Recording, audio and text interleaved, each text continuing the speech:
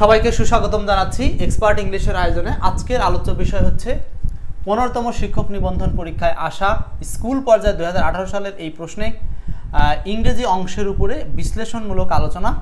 আমরা একই সাথে সমাধান করব, বিশ্লেষণ করব এবং আপনারা এখানে মডেল টেস্ট আকারে নিজেদের যোগ্যতা প্রমাণ জানান দেবেন। ঠিক আছে, তো চলুন আজকে চলে যাই আমরা আলোচনার প্রথম প্রশ্নে।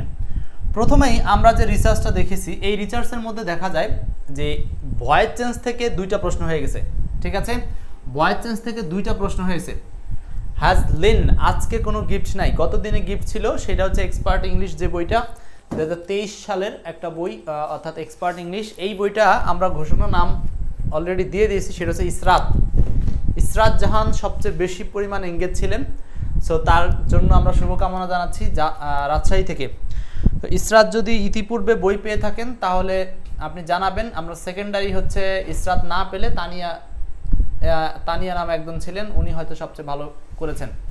আচ্ছা, প্রশ্নটা সলভ করেন। কক্সবাজার থেকে পিউলি পিঙ্কি, ভয়েস থেকে দুইটা প্রশ্ন। His behaviour surprised me. Shakila Banu বলছেন ক্লাস কয়টায় হয়? প্রতিদিন রাত 10টার সময় ক্লাস হয় ইনশাআল্লাহ। আমরা সাধারণভাবে 10টার সময়তেই ক্লাস নেই, কোনো রকম চেঞ্জ হয় না। জামিউল ইসলাম লিপটন, ওকে, 1 নম্বর আনসার বলছেন হচ্ছে ডি নাম্বার। যারা একে ডি বলেছেন 100% কারেক্ট। কেন? আমরা যখনই ভয়েস চেঞ্জ করব তখন আমরা স্টেপ 1-এ শুধুমাত্র ভার্বের অপশনটা দেখব। মনে রাখবো যেখানেই ভার্বের 2 নম্বর ফর্ম পাবো সেখানে আমরা এইটার ভয়েস চেঞ্জ হিসাবে যেটা সার্চ করব সেটা হচ্ছে ওয়াজ অথবা ওয়ার প্লাস ওই ভার্বের 3 নম্বর ফর্ম। ওয়াজ অথবা ওয়ারের সাথে ওই ভার্বের 3 নম্বর ফর্ম। তো এখানে তাহলে আই ওয়াজ সারপ্রাইজড, এই যে ওয়াজের সাথে ওই সারপ্রাইজ ভার্বের 3 নাম্বার রূপ রয়েছে। সো এখানেও কিন্তু বি নাম্বারটাতেও সেম অবস্থা ছিল, কিন্তু সমস্যাটা কি? দুইটার মধ্যে পার্থক্যটা হচ্ছে এখানে উইথ আর এখানে অ্যাট। তো এখন কেউ যদি মনে করেন যে আপনি ভয়েসে ওয়াজ সারপ্রাইজড খুঁজে পেয়েছেন কিন্তু অ্যাট আর ইন বুঝেন, উইথ বুঝেন না, এর মানে হলো আপনি ভয়েস বুঝেন কিন্তু প্রিপোজিশন বুঝেন না। তাহলে প্রিপোজিশন অর্থটা আমাদেরকে জানতে হবে।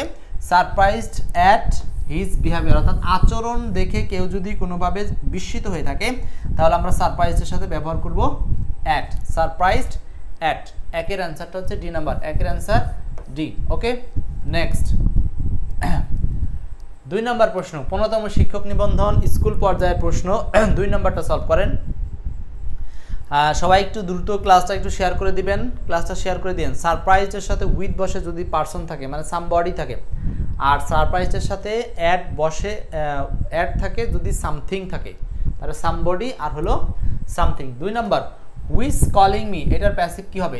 2 নম্বর হুইজ কলিং মি। মেশকাত যুক্ত হয়েছেন আমাদের সাথে, ক্লাসটা একটু ঝটপট শেয়ার করে রাখবেন। জামিউল ইসলাম লিপটন 2 নম্বর বলেছেন ডি নাম্বার, 100% কারেক্ট, 100% কারেক্ট।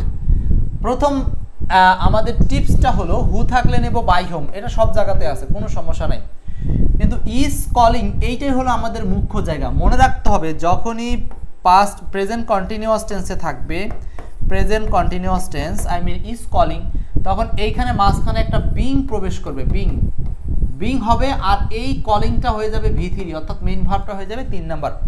তো কোথায় বিং প্লাস ভি3 আছে? সো বিং প্লাস ভি3 একটা অপশনই আছে, সো এটাই হবে অ্যান্সার। সো অনেকেই হয়তো ভয়েস চেঞ্জের সাবজেক্ট অবজেক্ট পরিবর্তন হয়েছে কিনা এইগুলো দেখে, বা প্রিপোজিশন বসছে কিনা এগুলো দেখে, কিন্তু আমি বলি যে আপনাদেরকে এত কিছু দেখতে হবে না, যেহেতু অপশনাল কোশ্চেন। আপনি শুধু ভার্বের জায়গাটা খেয়াল করবেন, দেখবেন যে আপনি উত্তর পেয়ে গেছেন। অন্যরা সবগুলো অপশন ঘাটবে আর আপনি সবগুলো অপশন থেকে জাস্ট চেক করলেই উত্তর পেয়ে যাবেন। তাহলে মনে রাখতে হবে যে কোনো কন্টিনিউয়াস টেন্সের মাঝখানে শুধু বিং বসাই দিবেন আর এই পাশে ভার্বটাকে 3 নাম্বার রূপ করে দিবেন। ঠিক আছে, আনসার কমপ্লিট হয়ে যাবে। নেক্সট ফ্রেজাল ভার্ব থেকে 2টা প্রশ্ন আসছে। ফ্রেজাল ভার্ব কি? গ্রুপ ভার্ব অধ্যায়টাকে আমরা ফ্রেজাল ভার্ব বলতেছি। এই সবচেয়ে গুরুত্বপূর্ণ আধুনিক সময়ের বা মডার্ন যুগে ইংলিশ কোশ্চেন যেগুলো আসতেছে, ফ্রেজাল ভার্ব বা গ্রুপ ভার্ব। সো এই অধ্যায়টা আমাদেরকে সুন্দরভাবে জানতে হবে। সাগরিকা বলছেন 2 নম্বর, আমরা অনেক দূর আগে আছি। 3 নম্বর বলেন। 3 হচ্ছে ওয়াইল লিভিং ইন পভার্টি, যখন দারিদ্রতার মধ্যে বসবাস করছিলেন। দ্য পয়েট হ্যাড টু, কবিকে হ্যাড টু মানে করতে হয়েছিল, মানে কোনো একটা কিছু করতে হয়েছিল, সেই কাজটা এখানে বসাতে হবে। তাকে কি করতে হয়েছিল? 3 নাম্বার কি হবে? 3 3 নাম্বার কেউ বলেছেন বি, কেউ বলেছেন সি। যদি বলে থাকেন সি তাহলে পাস বাই কথাটার মানে কি মারা যাওয়া, আর হচ্ছে পুট আপ উইথ মানে হচ্ছে সহ্য করা, সহ্য করা। ফল ব্যাক মানে হচ্ছে ফেরত আসা বা প্রতিহত করা। সি থ্রো মানে কোনো কিছুর মধ্যে দিয়ে দেখতে পাওয়া। তো এই যে সবগুলোর মধ্যে এইখানে অ্যান্সারটা হবে হচ্ছে পুট আপ উইথ মানে সহ্য করা অর্থে, সহ্য করা।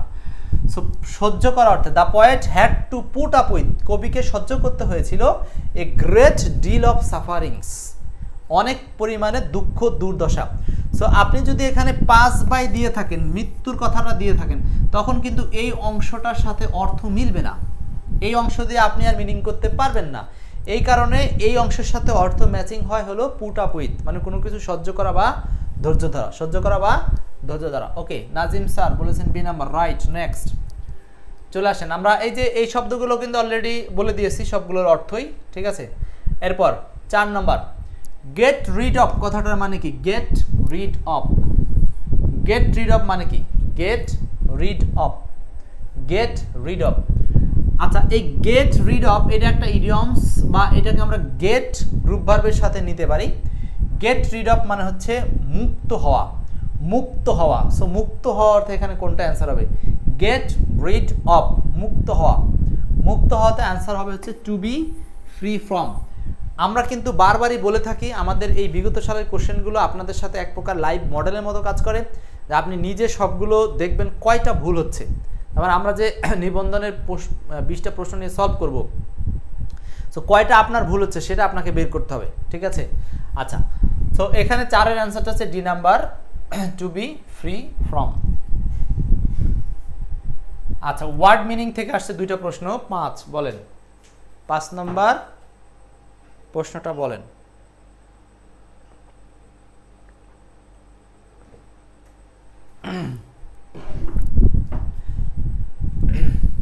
পাঁচ নাম্বার প্রশ্ন, 5 নাম্বার কোশ্চেন বলছে দ্য ওয়ার্ড ক্যামোফ্লেজ, ক্যামোফ্লেজ কথাটা মানে কি? ক্যামোফ্লেজ,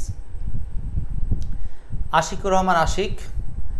আচ্ছা, ক্যামোফ্লেজ মানে কি? আমরা প্রতিদিন রাত 10টায় লাইভে থাকি, আশা করি আপনাদেরকেও পাবো প্রতিদিন রাত 10টায় আমাদের সাথে লাইভে থাকবেন।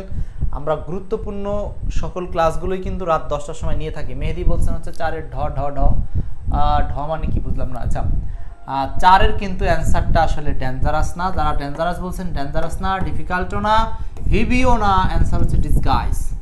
ক্যামোফ্লেজ কথাটার মানে হলো ছদ্মবেশ, ক্যামোফ্লেজ কথাটার মানে হলো ছদ্মবেশ ধারণ। ক্যামোফ্লেজ মানে কি বলেন?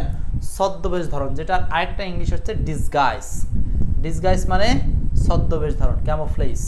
5-এর অ্যান্সারটা হচ্ছে এ নাম্বার। খুব গুরুত্বপূর্ণ, এটা বহুবার বিভিন্ন পরীক্ষাতে আসছে। এখানে একটা জিনিস একটু খেয়াল করবেন, এই ক্যামোফ্লেজ বানানটাও কি আপনাদের জন্য জরুরি? ক্যামোফ্লেজ 5 আনসার হচ্ছে A number, disguise. Okay, next 6 number, the word homogeneous. Homogenous কথাটার মানে কি? হোমোজেনাস। মোহাম্মদ তরিকুল ইসলাম গতকাল আমাদের সাথে বেশ ভালো অ্যাক্টিভ ছিলেন, আজকেও অ্যাক্টিভ আছেন।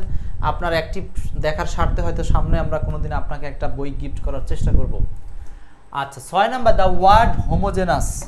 হোমোজেনাস শব্দটার মানে কি? Homogeneous, homogeneous. হোম মানে নর্মালি আমরা জানি ঘর। সো ঘরের মধ্যে যারা থাকে তারা তো সাধারণত একই রকম কাছাকাছি আচরণ হয়, চেহারা শুরুতে একরকম হয়, মানে একই পরিবারের সবাইকে বোঝানোর জন্য যেটা আর কি। তো হোমোজেনাস, এই জেনাস মনে করেন যে জিনগত কারণে একই রকম, সদৃশ্য। এটা খুবই সহজ একটা ওয়ার্ড, মানে হোমোজেনাস মানে সদৃশ্য বা একই। তো এটা অ্যান্সার হচ্ছে D number, 6 answer D. Nazimuddin C হবে না। অফ দ্য সেম ডেস্টিনি না, ডেনসিটি মানে হচ্ছে ঘনত্ব, ডেনসিটি মানে হলো ঘনত্ব। সো ঘনত্বর কথাটা এখানে বলতেছে না। অফ দ্য সেম ডেনসিটি, একই ঘনত্বের, ঠিক তা না, বলতেছে অফ দ্য সেম কাইন্ড, মানে একই প্রকারের বা একই রকমের, একই রকমের, একই স্থানকেও বোঝাচ্ছে না, বরং দেখছেন অপশনগুলো কতটা কাছাকাছি দিয়ে আমাদেরকে কনফিউজ করে ফেলেছে।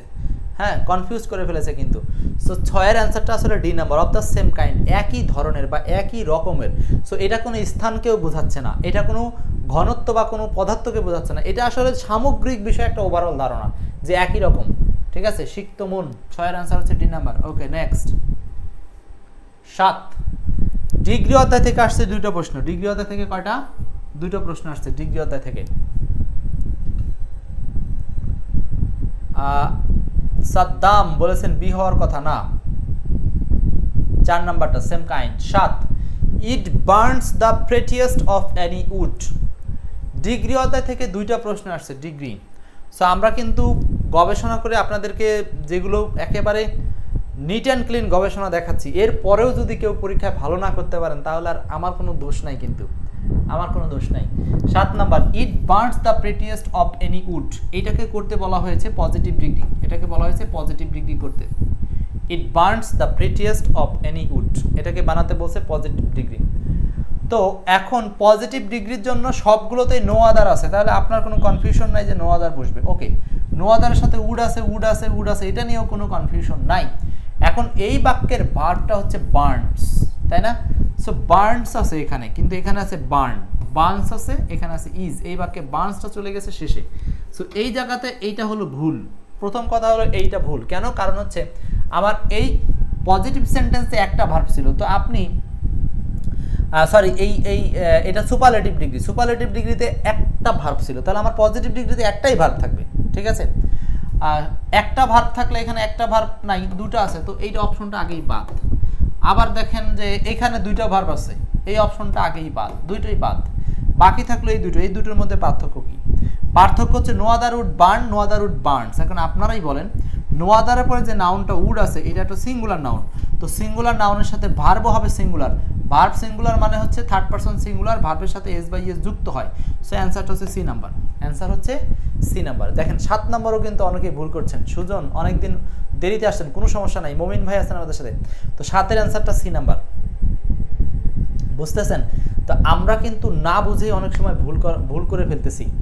সো অথচ এই কোশ্চেনগুলো আমাদের ঠোঁটের আগায় থাকবে, ঠোঁটের আগায় থাকবে। আমি যে আপনাদের একেবারে নিবন্ধন বা প্রাইমারি পরীক্ষা আসার আগে যে সমাধানগুলো দিচ্ছি, আপনি যখন এই পরীক্ষাগুলো হবে তখন কিন্তু এগুলো আপনি পড়তেন, বাট আমি আপনাদেরকে প্রতিদিন একটু একটু করে এগুলোতে শিক্ষিত করে তুলতেছি। সো এইটার জন্য আপনাদের অবশ্যই এক্সপার্ট ইংলিশের প্রতি কৃতজ্ঞতা থাকতে হবে, কৃতজ্ঞ থাকতে হবে। ওকে, তো 7 নাম্বারটা সি হচ্ছে no other wood burns as pretty, এখানে বার্নস হবে আর এখানে বার্ন হবে না। নেক্সট চলে আসি ডিগ্রি অধ্যায় থেকে আরেকটা প্রশ্ন। The roads of Rajshahi are wider. The roads of Rajshahi, হ্যাঁ রাজশাহীর রাস্তাগুলো সত্যিই প্রশস্ত। আমি এই 2-3 দিন আগে রাজশাহী গেছিলাম, রাজশাহীর রাস্তাগুলো সত্যি প্রশস্ত, মানে রাজশাহীর রাস্তাগুলো একেবারে মানুষ এর বাড়িঘর বেশ রাস্তা থেকে দূরে রাখা এবং রাস্তাগুলো বেশ ডাবল ডাবল করে 2 লেন করা। তো দেখেন 4 লেনের করা। The roads of Rajshahi are wider, রাজশাহীর রাস্তাগুলো প্রশস্ত। শাকিলা বানু, এরপরে হচ্ছেন তারিকুল ইসলাম, সরাসরি লিখে যাচ্ছেন, গুড। কমেন্টে যদি আপনি এগুলো লিখে যেতে পারেন আপনার জন্য এগুলো খুব হেল্পফুল হবে, কারণ পরীক্ষার হলে তখন আর কোনোভাবেই ভুল হবে না, কোনোভাবেই ভুল হবে না। 8 নাম্বার ফারজানা বলছেন 1, নিয়ে নিলাম উত্তরটা। দেন দোজ অফ ঢাকা, কেন দোজ হলো? দেনের পরে শুধু ঢাকা কেন হলো না? দেনের পরে দ্যাট কেন হলো না? দেনের পরে ঢাকাস রোডস কেন হলো না? আসলে এই সেন্টেন্সটা হলো সমজাতীয় দুটি বিষয়ের মধ্যে তুলনা, কিন্তু সমজাতীয় বিষয়টার উৎসটা আলাদা বা সোর্সটা আলাদা। তো এখানে রাজশাহীর রাস্তা, রাস্তার সাথে রাস্তার তুলনা হবে, রাস্তার সাথে রাস্তার তুলনা হবে। আমি একটু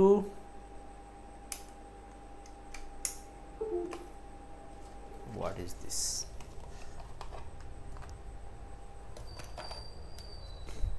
লাইনেই থাকেন, আমি একটু ক্যামেরাটা চেঞ্জ করে নিচ্ছি।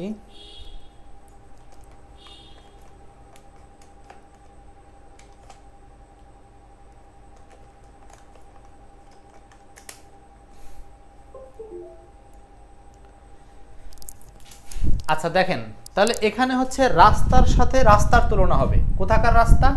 একটা হলো রাজশাহীর রাস্তা, আরেকটা হলো ঢাকার রাস্তা।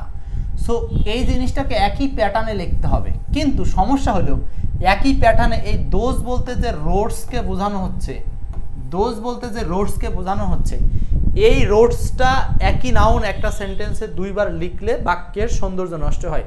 এই কারণে একই বাক্যে 2 বার সেম নাউন লিখতে হয় না, দ্বিতীয় নাউনের স্থলেই প্রোনাউন ইউজ করতে হয়। এই জন্যই প্রোনাউনের আগমন। তো এই কারণে এখানে রোডস না লিখে লেখা হচ্ছে দোজ, রোডস না লিখে দোজ। যদি এখানে নাউনটা সিঙ্গুলার হতো তাহলে আমরা এখানে দ্যাট ইউজ করতাম, কারণ দ্যাট হচ্ছে সিঙ্গুলারকে রিপ্রেজেন্ট করা একটা প্রোনাউন, আর দোজ হচ্ছে প্লুরালকে রিপ্রেজেন্ট করা একটা প্রোনাউন। ওকে, সো এই কারণে অ্যান্সারটা হচ্ছে এ। আর ডি ভুলুন, দ্যাট হবে না কারণ নাউনটা আছে প্লুরাল।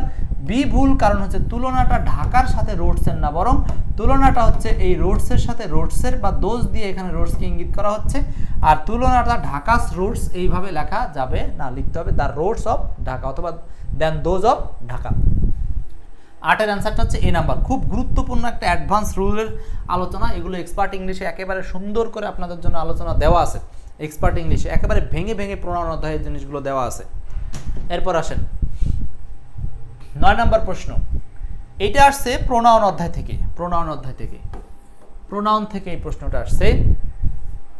আমরা একটু ক্লাসটা শেয়ার করে দিব। তানিয়া আক্তার, সাদ্দাম হোসেন, যারা ক্লাসে আছি ক্লাসটা একটু শেয়ার করে দিবেন। Anybody can apply for the post, here anybody is। এখানে anybody কি, এখানে anybody কি, anybody হচ্ছে কোন ধরনের প্রোনাউন সেটা জানতে চাওয়া হয়েছে। সো নিঃসন্দেহে আমরা এটা জানি, anybody হচ্ছে ইনডেফিনিট প্রোনাউন, যেটাকে আমরা অনির্দিষ্টবাচক সর্বনাম বলে থাকি। anybody হচ্ছে ইনডেফিনিট প্রোনাউন। এই যে ফারজানা, জানা জিনিস ভুল করে ফেলছেন, তাহলে প্রিলিমিনারিতে টিকলে হবে, সেই প্রিলিমিনারি আগে টিকতে হবে। আবার একটু একটু করে শোনা যাচ্ছে যে এখন থেকে আর রিটেন হবে না, শুধু প্রিলি ভাইবা হবে। হ্যাঁ, এই আগেই এই সমস্ত গুজবে কান দিয়েন না ভাই, কারণ হচ্ছে এই অনলাইনে কিছু এক বাজে খোরদের জন্য খুব বিপদে আছি। একটা নিউজ কমপ্লিটলি কিছুই আসলো না, ধরেন ওই দপ্তরে একজন পিয়ন চাকরি করে, পিয়ন বললো যে ভাই এখন তো এরকম এরকম আলোচনা হচ্ছে, ওই আলোচনাটাই সাংবাদিক কি করে, ওই কিছু ছোটোখাটো সাংবাদিক আছে, ওরা ওই দৈনিক ডট ডট ডট ডট নাম দিয়ে পত্রিকার মধ্যে ছেড়ে দেয়, আর ওইগুলো দেখে আমাদের মতো শিক্ষকরা হুমড়ি খেয়ে ওই তথ্যগুলো অনলাইনে ছড়িয়ে দেয়। কিন্তু এগুলো সম্পর্কে একটু সাবধান থাকেন, একেবারে সার্কুলার সংক্রান্ত বিষয় না আসা পর্যন্ত এই সমস্ত বিষয় কান দেবেন না। লিখিত হবে, হতেই পারে, এবং না হওয়ার কিছু নাই। তো ইনডেফিনিট প্রোনাউন, অ্যানিবডি হচ্ছে ইনডেফিনিট। আসেন, অ্যানিবডির মতো আমরা অনেকগুলো ইনডেফিনিট প্রোনাউন আছে, এগুলো একটু দেখে নিই, দেখেন তো বোঝা যাচ্ছে কিনা। ইনডেফিনিট প্রোনাউন কখনো সিঙ্গুলার হয়, ইনডেফিনিট প্রোনাউন কখনো প্লুরাল হয়, ইনডেফিনিট কখনো বোথ সিঙ্গুলার বা প্লুরাল দুই রকমই হয়। সো এই লিস্টটা একটু স্ক্রিনশট দিয়ে এসএস লিখেন, কারণ এই স্ক্রিনশটে আপনাকে অনেকগুলো হেল্প করবে। যদিও এই তথ্যগুলো আমাদের বইতেও আছে, বাট বইতে সরাসরি এভাবে ভাগ করে দেওয়া নাই, আপনার জন্য এই জিনিসটা একটু সহজ হবে। ফারজানা, পিলি রিটেন পাস দেন ভাইবাতে ফেল। অনেকে কিন্তু রিটেন পার করতে পারে না, আপনি যে রিটেন পার করছেন এটাই অনেক ভালো ভাগ্য, কপাল।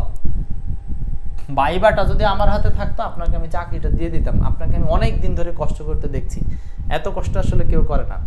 ধৈর্য ধরে আছেন, একেবারে খামোশ খেয়ে বসে থাকেন, হবে। তো singular anyone, anybody, anything, someone, somebody, something, no one, nobody, nothing, each, either, neither, one, another, the other, এইগুলো সব হচ্ছে সিঙ্গুলার ইনডেফিনিট প্রোনাউন।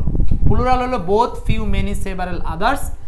আর এই all, any, more, most, none, some, এগুলো দুই ধরনের আচরণই করতে পারে, সিঙ্গুলার আচরণ করতে পারে, প্লুরালের আচরণও করতে পারে। ওকে, next.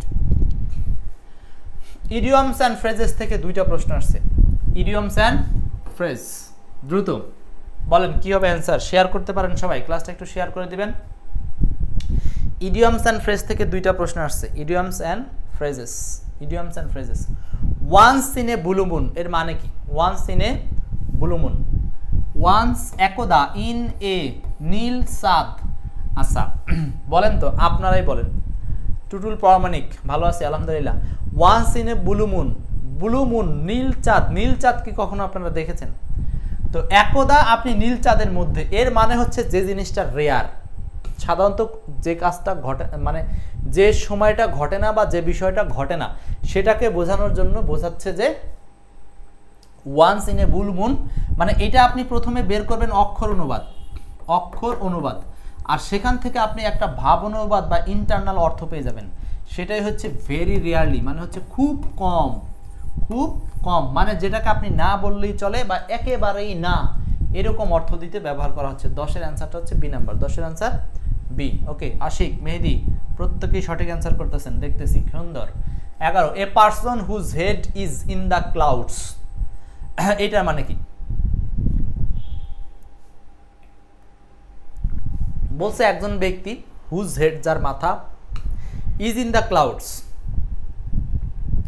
A person whose head is in the clouds, একজন ব্যক্তি যার মাথা ইজ ইন দ্য ক্লাউডস মানে কিসের মধ্যে, মানে যার মাথা হচ্ছে মেঘের মধ্যে, মেঘের মধ্যে ক্লাউডস।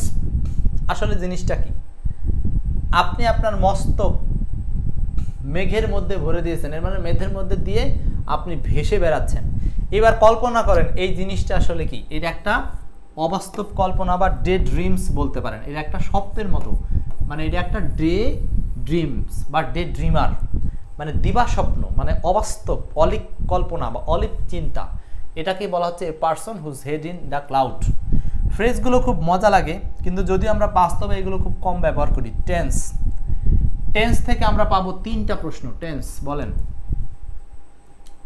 টেন্স থেকে 3টি প্রশ্ন সলভ করব। টেন্স থেকে শাকিলা বানু, মোমেন, এই যে 11-র BC এরকমটা না লিখে আপনারা সম্ভব হলে সরাসরি কমেন্টে ওই ওয়ার্ডগুলোই লিখে দিবেন, শব্দগুলোই লিখে দিবেন, বাক্যগুলোই লিখে দিবেন, তাতে আপনার অনেক হেল্পফুল হবে। ব্রেইন বেশি শক্তিশালী, বেশিক্ষণ এটাকে স্টোর করতে পারবে। দেখেন আমরা জীবনে হাজার হাজার রিলস দেখছি এই পর্যন্ত, ফেসবুকে হাজার হাজার রিল দেখেছেন, কয়টা মনে আছে? মনে থাকে না, কারণ ওইটা হচ্ছে একেবারে সাময়িক সময়ের জন্য আপনি টানেন আর দেখেন, ন্যানো সেকেন্ড, পিকো সেকেন্ড, যা বলেন 2-3 সেকেন্ডের জন্য দেখেন, ওই জন্য ওটা আমার ব্রেনে স্টোর থাকে না। সো আপনি কোনো জিনিসকে যদি বারবার দেখেন 7 দিন পর পর, 10 দিন পর পর, তাহলে ব্রেন ওটাকে শক্তিশালীভাবে রাখতে পারবে। আই ওপেন দ্য দরজা অ্যাজ সুন অ্যাজ, যেই মাত্র আই ড্যাশ দ্য বেল, দেখেন আমি দরজাটি খুললাম যেই মাত্র। তো যেই মাত্র এই বাংলা শব্দটা যদি কেউ মাথায় নিতে পারে, তাহলে তার দ্বারা এরকম একটা ঘটনা ঘটবে। যেই মাত্র যখনই আপনি বলবেন তখনই বুঝবেন যে 2টা কাজ একই সময় ঘটবে। মানে আমি যেই মাত্র বাড়িতে প্রবেশ করলাম সেই মাত্র সে বাড়ি থেকে বেরিয়ে গেল, আমি যেই মাত্র ভাত খাচ্ছিলাম সেই মাত্র সে আমাকে কল দিল। তো এইরকম ঘটনা ক্ষেত্রে আমরা অ্যাজ সুন অ্যাজ মানে যেই মাত্র অর্থে ব্যবহার করব। অ্যান্সারটা এখানে হবে একই কেস, একই টেন্স। এখানে পাস্ট ইনডিফিনিট টেন্স, এখানেও অ্যান্সার হবে পাস্ট ইনডিফিনিট টেন্স। আনসার হচ্ছে সি নাম্বার। এটা হলো সিকোয়েন্স অফ টেন্স নামে একটা অধ্যায় পাবেন আপনারা এক্সপার্ট ইংলিশ বইতে। অধ্যায়টার নাম সিকোয়েন্স অফ টেন্স, খুবই গুরুত্বপূর্ণ একটা চ্যাপ্টার। সময়ের সাথে সঙ্গতি রেখে এই অধ্যায়টা এক্সপার্ট ইংলিশে অ্যাড করা আছে, যেটা অন্য কোনো বইতে সাধারণত ছিল না। আমি করার পরে অন্যরা এখানে অ্যাড করেছে বইয়ের মধ্যে। সো এই জন্য এই যে হিয়ার্ড মনে রাখবেন, অ্যাজ সুন অ্যাজের ক্ষেত্রে সামনে আগে যে টেন্স পরেও সেই টেন্স। অ্যান্সারটা হচ্ছে সি নাম্বার। মানে হচ্ছে আই হিয়ার দ্য বেল, যখন আমি বেলটি শুনলাম তখন আমি দরজাটি খুললাম, একেবারে কাটায় সময় মতো। 13 নম্বর, চলছে 15তম শিক্ষক নিবন্ধন পরীক্ষায় আসা প্রশ্নের স্কুল পর্যায়ে প্রশ্নের সমাধান এবং বিশ্লেষণ। এইভাবে বিশ্লেষণ কিন্তু আপনাদেরকে কেউ দিবে না। আমি যেভাবে বিশ্লেষণ করে দেখাচ্ছি কোন অধ্যায় থেকে কটা কোশ্চেন আসছে এবং সেগুলোর এগেইনস্টে আপনি কিভাবে পড়বেন। আচ্ছা, চুজ দ্য কারেক্ট সেন্টেন্স। 15তম শিক্ষক নিবন্ধন 2018 সালে এখানে সঠিক বাক্যটা চেয়েছে। সবগুলো বাক্যতে last night, last night, last night, last night, খুবই সহজ কথাবার্তা। লাস্ট প্লাস সময় থাকলে এবার সেটা লাস্ট নাইট হোক, লাস্ট ডে হোক, লাস্ট মান্থ হোক, লাস্ট ইয়ার হোক, লাস্ট সিজন হোক, লাস্ট আওয়ার হোক, লাস্ট সেকেন্ড হোক, এই যে যত লাস্টবাচক সময়, লাস্ট প্লাস সময়বাচক শব্দ থাকবে তখনই আমরা সেন্টেন্সটাকে ব্যবহার করব পাস্ট ইনডেফিনিট। আর পাস্ট ইনডেফিনিট মানে ভার্বের 2 নম্বর রূপ, ভার্বের পাস্ট ফর্ম। অ্যান্সারটা হবে ব্রেইনড। এইটা সবারই পারার কথা। 13 number 1। Okay, next 14, he talks as if. Sequence of tense থেকে আসা আরেকটা কোশ্চেন। দেখেন অ্যাজ ইফ, এটার বাংলা হচ্ছে যেন। অ্যাজ ইফ মানে যেন। এই বাংলাটা আমরা মোটামুটি সবাই জানি, যেন অর্থে অ্যাজ ইফ বসে, তাই না? হি টক্স, সে কথা বলে, অ্যাজ ইফ যেন ড্যাশ, কি হবে অ্যান্সার? যেন। তো এই যে এইখানে নিয়মটা হচ্ছে V1 অ্যাজ ইফ, এই পাশে V2, এই পাশে V2 অ্যাজ ইফ, এই পাশে V3। V3 মানে একা V3 হবে না, সামনে একটা হ্যাড লাগবে, মানে পাস্ট টেন্সের V3 লাগবে। সো অ্যাজ ইফ এর রিপ্লেসে আবার অ্যাজ দো থাকতে পারে, কোনো সমস্যা নাই। তাহলে রুলসটা হচ্ছে অ্যাজ ইফ বা অ্যাজ দো বাংলায় হচ্ছে যেন। যেন অর্থ প্রদান করতে এর আগে V1 থাকলে এরপরে V2, মানে past indefinite, sorry present indefinite, past indefinite, past indefinite, past perfect. Just সহজভাবে জিনিসটাকে মনে রাখেন, এইটুকু স্ক্রিনশট দেন। প্রচুর প্রশ্ন আসছে, না হলে আপনি বিগত সালের এ পর্যন্ত এখানে গেলে 1-150 উপরে কোশ্চেন পাবেন। হ্যাঁ, এক্সপার্ট ইংলিশ তার সাক্ষী পাবেন। তো 14 অ্যান্সারটা হচ্ছে সি নাম্বার, হি ওয়ার পাগল। এখন অনেকে চিন্তা করতে পারেন, ভাই ওয়াজ পাগল হলো না কেন, ওয়ার পাগল হইল? কারণটা হচ্ছে অবাস্তব কল্পনার ক্ষেত্রে আমরা ওয়াজ ব্যবহার করব না। ওয়াজের ব্যবহারটা হবে হচ্ছে সরাসরি বাস্তব বোঝাতে। যেমন হি ওয়াজ ম্যাড, এর মানে সত্যি সত্যি একজন পাগল ছিল, পরে ভালো হয়ে গেছে, এইটা হলো হি ওয়াজ ম্যাড। কিন্তু হি ওয়ার ম্যাড মানে যেন সে পাগল ছিল, তার মানে প্রকৃতপক্ষে সে পাগল না, কিন্তু তাকে পাগলের মতো মনে হতো, এরকম একটা বিষয় বোঝাতে 14 অ্যান্সারটা সি নাম্বার। ওকে, নেক্সট 15 প্রিপোজিশন থেকে কয়টা প্রশ্ন আসছে? 2টা প্রশ্ন আসছে প্রিপোজিশন। প্রত্যেকটা পরীক্ষাতে এই প্রিপোজিশন অধ্যায়ের ব্যবহারটা আছে এবং এখান থেকে কোশ্চেন আসতেছে। তার মানে প্রিপোজিশন অধ্যায় ছাড় দেওয়ার কোনো সুযোগ নাই। বলেন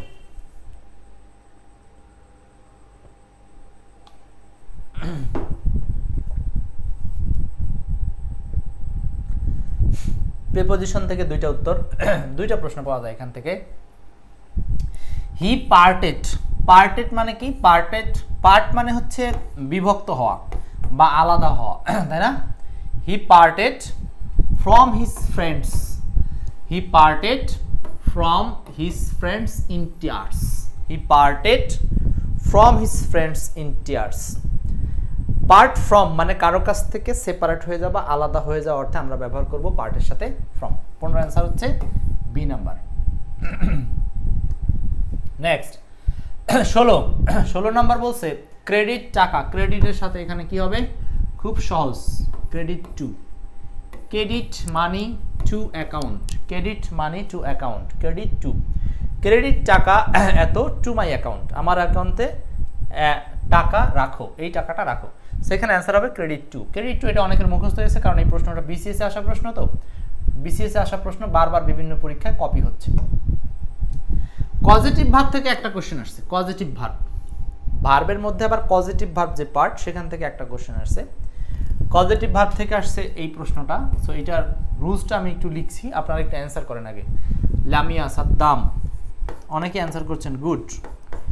লেট, মেক, আমরা এই দুটো আজকে একটু মেমোরাইজ করে নেব। এই পাশে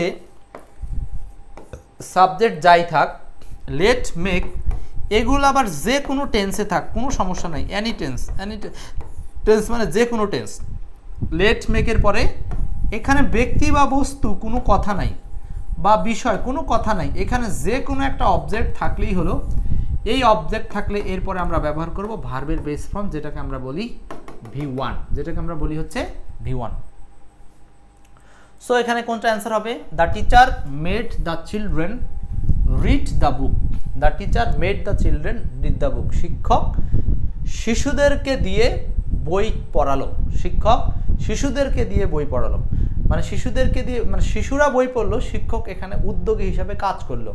সো এই হলো পজিটিভ ভার্বের ব্যবহার, অ্যান্সার হবে সি নাম্বার 17। নেক্সট ট্রান্সলেশন থেকে 3টা প্রশ্ন পাওয়া যায়। Translation, translation, Farzana, Sagarika, Saddam answer করছেন সবাই, অনেক ধন্যবাদ। ট্রান্সলেশন থেকে 3টা প্রশ্ন পাওয়া যায়, 3টা, বলেন এটা কি হবে? ট্রান্সলেশনের জন্য আপনারা জানেন যে 9 কোড অফ ট্রান্সলেশন বইটা আমরা রেডি করে ফেলেছি, মানে আমি একদম মানে সময় করে উঠতে পারছি না যে বইটা মার্কেটে দিয়ে দেবো। সো খুব শীঘ্রই দেবো, আপনারা রেডি থাকেন, পেয়ে যাবেন। ট্রান্সলেশন 3 বলছে আমরা বিষয়টি আলোচনা করব। 18 নম্বর, আমরা বিষয়টি আলোচনা করব, আমরা বিষয়টি আলোচনা করব, কি হবে অ্যান্সার এটার? তো সবগুলোতেই ডিসকাস ডিসকাস ডিসকাস ডিসকাস। তো সমস্যা হলো ডিসকাসের সাথে অ্যাবাউট, ডিসকাসের সাথে টু, ডিসকাসের সাথে অন, যত যাই দেখেন কোনো সমস্যা নেই, ডিসকাসের সাথে প্রিপোজিশন বসবো না। এই কথাটা বলতে বলতে শিক্ষকদের মুখ ব্যথা হয়ে গেল। তো এই কোশ্চেনটা অনেকবার আসছে। সো এই ধরনের কোশ্চেন সামনে আসবে, কিন্তু আপনাকে চোখের পলকে অ্যান্সার করতে হবে। ও এখানে একটা সমস্যা আছে। সমস্যা কি জানেন? আপনি এটা মুখস্থ করছেন ডিসকাসের সাথে প্রিপোজিশন বসে না, কিন্তু ধরাটা তখনই খাবেন যখন এই সেন্টেন্সটা পাবেন আর আপনি অন্যরকম চিন্তা করবেন। যেমন এরকম বললাম, I have a discussion dash the matter, dash the book কথার কথা বললাম। এখন আপনারা বলেন তো এই শূন্যস্থানে কি বসবে? এখানে কি নো প্রিপোজিশন বসবে নাকি অ্যাবাউট বসাবেন? অ্যাবাউট নাকি নো, কোনটা হবে? আমি আপনারা চাই না যে পরীক্ষার হলে ধরা খান, পরীক্ষার হলে বিপদে পড়েন। এইখানে I have a discussion about the book, I have a discussion, কোনো প্রিপোজিশন নাই, সরাসরি দ্য বুক, কোনটা আসলে অ্যান্সার? এই যে এই জায়গাতেই আপনাকে মনে রাখতে হবে ডিসকাস শব্দটা যখন ভার্ব তখন আপনি কোনো প্রিপোজিশন নেবেন না, কিন্তু এখানে ডিসকাস শব্দটা হয়ে গেছে ডিসকাশন মানে নাউন। এই অবস্থায় আপনাকে এখানে অ্যাবাউটটা ব্যবহার করতে হবে। কি ব্যবহার করতে হবে? অ্যাবাউট ব্যবহার করতে হবে। মনে কি থাকবে কথাটা আপনাদের? এইখানে অ্যাবাউট দিতে হবে। পরীক্ষার হলে তাড়াহুড়া করে অনেকেই ডিসকাস পাইছে নো প্রিপোজিশন, ধরা খাই যাবেন। সো এইরকম বিষয়গুলো আপনার মাথায় রাখতে হবে। এখানে নাউন আছে বিধায় অ্যাবাউট লাগবে, ব্যাস। নেক্সট চলে যাচ্ছি 19 নাম্বার, এমন দেশটি কোথাও খুঁজে পাবে না কো তুমি। সুন্দর একটা লাইন। নর্মালি যদি এই ধরনের লাইন আমাদেরকে ট্রান্সলেশন করতে দেয় আমরা পারবো না, কিন্তু এই ধরনের ট্রান্সলেশনগুলোর আলাদা একটা মাধুর্য আছে। শাকিলা বানু অ্যাবাউট অ্যান্সার করেছেন, দ্রুত। আমরা কিন্তু আজকে আলোচনা করছি 15তম শিক্ষক নিবন্ধন স্কুল পর্যায়ে 2018 সালের প্রশ্ন। 19 নাম্বার, এমন দেশটি কোথাও খুঁজে পাবে না কো তুমি। না, সুর আসলো না, এটা কেমন যেন একটা সুর, গানটা আবার শুনতে হবে তাহলে সুর আসবে। জামিল পিউলি 19-এর অ্যান্সার সি। নো হেয়ার মানে কোথায়ও, উইল ইউ ফাইন্ড তুমি খুঁজে পাবে না, সাস এ কান্ট্রি এমন দেশ। Nowhere. এখন প্রশ্ন হলো এটা একটা ইন্টারোগেটিভ সেন্টেন্স, এই জন্য ফারজানা এই জায়গাটাতে ভুল করে ফেলছেন। এখানে অ্যাসার্টিভ মুড আছে। অ্যাসার্টিভ মুড মানে কি? আগে সাবজেক্ট পরে ভার্ব। তো অ্যাসার্টিভ মুড হলে বাক্যের শেষে আবার প্রশ্নবোধক চিহ্ন দেওয়াটা সমীচীন হবে না। তো বাক্যের শেষে প্রশ্নবোধক দিতে হলে আমাকে এখানে ইন্টারোগেটিভ ফরম্যাট করতে হবে, আগে অক্সিলারি তারপরে সাবজেক্ট। সো 19-এর আনসারটা সি নাম্বার। 19-এর answer C. Okay, next 20 number, শব্দটি কেটে দাও। এই যে ঘোড়ার ডিমের একটা কোশ্চেন, শব্দটি কেটে দাও, লাইনটি কেটে দাও, বাক্যটি কেটে দাও, বর্ণটি কেটে দাও। সো এখানে কি কাটার কথা বলতেছে সেটা আপনাকে মাথা নিতে হবে আগে, তার সাথে ব্যবহার করতে হবে পেন্থ্রো। পেন্থ্রো মানে কেটে দেওয়া। এখন বলছে শব্দ কাটেন তাহলে ব্যবহার করবেন ওয়ার্ড, যদি বলতো লাইন কাটেন তাহলে ব্যবহার করবেন লাইন, যদি বলতো বাক্য কাটেন তাহলে ব্যবহার করবেন সেন্টেন্স, যদি ব্যবহার করে বর্ণ কাটেন তাহলে ব্যবহার করবেন লেটার। ক্লিয়ার? তাহলে এই যে একটা কোশ্চেন থেকে কিভাবে পরীক্ষায় আপনাকে আলাদা কোশ্চেন তৈরি করে দিতে পারে সেইটা আপনার জানা খুবই বাঞ্ছনীয় ম্যাটার। কারণ হচ্ছে আপনি যদি এগুলো না জানেন কখনোই পরীক্ষায় আপনি ভালো করে আসতে পারবেন না। কারণ পরীক্ষায় যে হুবহু এই কোশ্চেনটা দিবে তা না, একটু একটু চেঞ্জ করে দেবে। আপনি মুখস্থ করে নিয়েছেন পেন্থ্রো দা ওয়ার্ড, পেন্থ্রো দা ওয়ার্ড, কিন্তু এখানে আসছে লাইন দিয়ে কথা, তখন আপনি আর উত্তরটা সঠিক করতে পারবেন না। এই জন্য বুঝে শুনে অ্যান্সার করতে হবে। চলে গেল 20টা প্রশ্ন। 21 সাবস্টিটিউশন থেকে একটা প্রশ্ন আসছে, সাবস্টিটিউশন। আচ্ছা, ক্লাসটা একটু শেয়ার করেছেন কি সবাই? না করলে একটু শেয়ার করে দিন।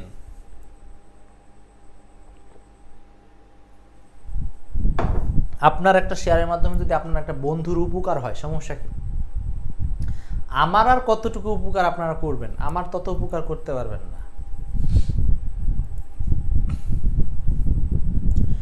সাবস্টিটিউশন থেকে একটা, substitution. A speech full of too many word. এখানে ওয়ার্ডস দেওয়া ভালো, যে অনেক বেশি শব্দ বা বাক্য মিলিয়ে যে বক্তব্য সেটার নাম কি? সেই বক্তব্যটার নাম কি? সেই বক্তব্যটার নাম হলো verbs speech. Verbs speech. 21 number সবাই পারবেন। সাবস্টিটিউশন অধ্যায়টা পড়ে ফেলবেন। ট্রান্সফরমেশন থেকে একটা প্রশ্ন আসছে, ট্রান্সফরমেশন। বলছে অল লাভ ফ্লাওয়ার, প্রত্যেকেই বা সবাই ফুল ভালোবাসে। অল লাভ ফ্লাওয়ার, সবাই ফুল ভালোবাসে। এটা অ্যান্সার হচ্ছে who does not love flower. Who does not love flower. All love flower মানে কি? সবাই ফুল ভালোবাসে, who does not love flower, তার মানে কে ফুল ভালোবাসে না, who does not love flower, কে ফুল ভালোবাসে না, অ্যান্সারটা হবে এ নাম্বার। ডাজ মানে এখানে হু দ্বারা সিঙ্গুলারকে বোঝানো হচ্ছে, এই জন্য ডাজ। আর এইটাকে আপনি টেন্স চেঞ্জ করার কোনো যোগ্যতা রাখেন না, পাস্ট টেন্স করার কোনো সুযোগ নাই। 22 answer 1। Next, parts of speech থেকে 2টা প্রশ্ন আসছে, একদম সহজ। হ্যাঁ, সবাই কি উত্তর করতেছেন তো সবগুলো? কার কয়টা হচ্ছে আমরা একটু পরেই কিন্তু সেটা জানতে চাইবো। পার্টস অফ স্পিচ চেঞ্জ থেকে 2টা প্রশ্ন আসছে, পার্টস অফ স্পিচ চেঞ্জ থেকে। Adjective of the word study, খুবই সহজ। স্টাডির অ্যাডজেক্টিভ এটা তো হবে না, আইএনজিও হবে না, এটাও হবে না, খুবই সহজ, ডি নাম্বার। এটা মনে হয় একটা কানাকে প্রশ্নটা দিলে সেই রকম করে হাত দিয়ে ট্রাই করে করে করে দেখে বলতো যে এটা অ্যান্সার, চোখ দিয়ে দেখা লাগতো না। সো এইরকম একটা অ্যান্সার হচ্ছে 23 নাম্বার, বলছে স্টাডি এর অ্যাডজেক্টিভ হলো স্টাডিয়াস, STUDIOUS, STUDIOUS, স্টাডিয়াস, স্টাডিয়াস। 23 এর অ্যান্সার হচ্ছে 3 number, D. 24, the verb of the word economy, verb of the word economy, verb of the word economy, economy শব্দের ভার্ব কি? অ্যান্সারটা হচ্ছে economize, economize, ECONOMIZE, economize. Economy শব্দের ভার্ব হচ্ছে ইকোনোমাইজ, ইকোনমি শব্দের verb হচ্ছে ইকোনোমাইজ। 24 এর অ্যান্সার 4 নাম্বার। এই অধ্যায়টার নাম হচ্ছে interchange of parts of speech, যেটা সুন্দরভাবে বিশ্লেষণ করে সাজানো আছে এখানে। এবং interchange of parts of speech হচ্ছে, মজার বিষয় হচ্ছে 2 থেকে 300টা interchange of parts of speech পড়লেই আপনার জন্য সব কভার হয়ে যাবে। এই জন্য সেইগুলো আলাদা করে দেওয়া আছে এই বইতে, বিগত সালেরগুলো আলাদা, গুরুত্বপূর্ণগুলো আলাদা, কম গুরুত্বপূর্ণগুলো আলাদা, কয়েকটা পার্টে দেওয়া আছে। হ্যাঁ, 24 এর অ্যান্সার হচ্ছে ইকোনোমাইজ। নেক্সট, আজকের আলোচনার শেষ প্রশ্ন হলো 25। ন্যারেশন থেকে একটা প্রশ্ন পাওয়া গেছে, ন্যারেশন থেকে একটা প্রশ্ন পাওয়া গেছে। লাস্ট কোশ্চেন, সবাইকে অ্যান্সার করতে হবে। ন্যারেশন থেকে একটা কোশ্চেন বলছে, he said I went to Tangail, he said I went to Tangail. Okay, এটাকে ইনডাইরেক্ট করতে বলছে। আমরা ন্যারেশনের ক্ষেত্রে জানি যে টেন্সের পরিবর্তন হয়, টেন্সের পরিবর্তন হয়ে যায়। পাস্ট ইনডেফিনিট টেন্স এইটা পরিবর্তন হয়ে যায় পাস্ট পারফেক্টে। আমরা কিন্তু আমাদের পেইড ব্যাচের ক্লাসগুলোতে ন্যারেশনের উপর আলাদা ক্লাসে দেখাই যে ন্যারেশন সলিউশনের জন্য মাত্র 4টা স্টেপ আছে, সেগুলো আমরা একক ক্লাসে দেখাই, ফাউন্ডেশন কোর্সের ক্লাসে।